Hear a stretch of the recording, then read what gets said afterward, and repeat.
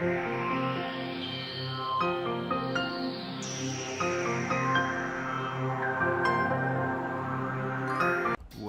back to Absolute Zero. Today let's talk about the PlayStation Portable of the PSP, which is one of the best handhelds of all time. It had a big impact in the gaming industry.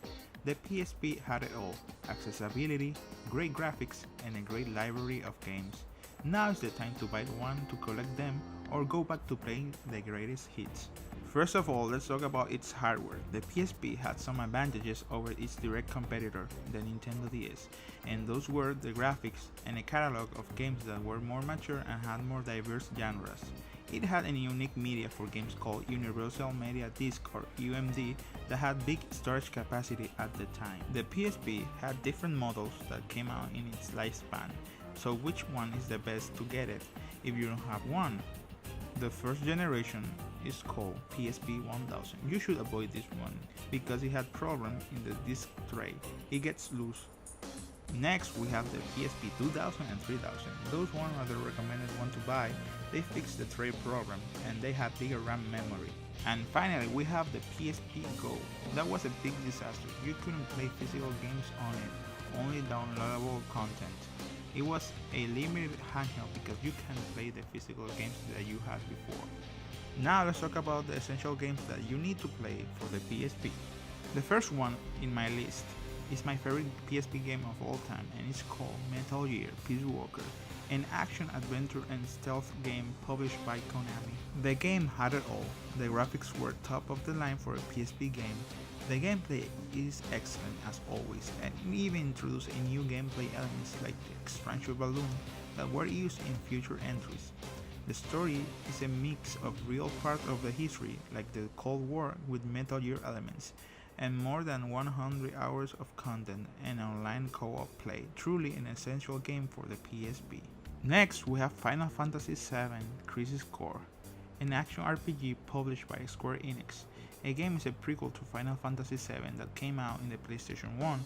The game had a great graphics, took the Final Fantasy VII world with a modern touch. The gameplay was great. Instead of a turn-based game, it was an action game that had tight gameplay and a deep system. Another great game for the PSP.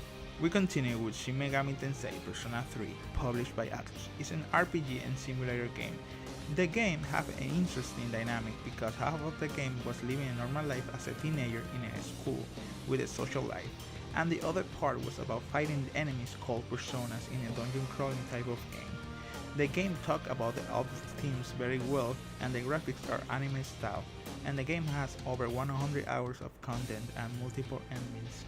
Next we have Need for Speed Carbon. It's a racing game published by EA.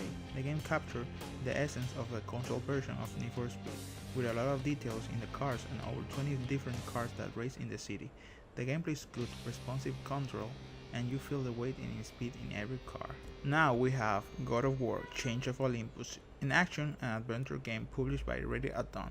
It's a prequel to the God of War series. The game was critical acclaim for its great and intense combat with variety of weapons and enemies, with a vast world together with the Greek mythology made the game a must-buy.